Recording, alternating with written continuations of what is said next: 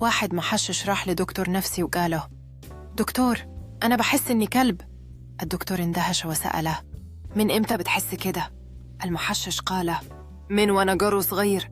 الدكتور حاول يهديه وقاله: طيب استرخي كده وقولي بتنام فين؟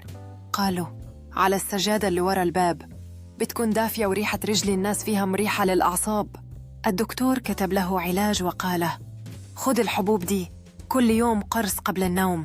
المحشش قال: بس يا دكتور، أنا مش بعرف أفتح العلبة. الدكتور: ليه؟ قال: لأن ما عنديش صوابع. أنا كلب يا دكتور، هو أنا مش قلتلك؟ لو عجبك الفيديو دوس لايك واشتراك، واستنى النكتة الجاية قريب من معلومة مش مهمة. الدكتور يبتسم وهو يحاول عدم الضحك، بينما المحشش يستمر في سرد قصته بطريقة مرحة، مما يبرز الأجواء الممتعة في الغرفة. الدكتور يستعرض بعض الفن الكوميدي عن الكلاب على الجدار، مما يجعل الأجواء أكثر خفة، بينما المحشش يستمر في التفاعل بمرح.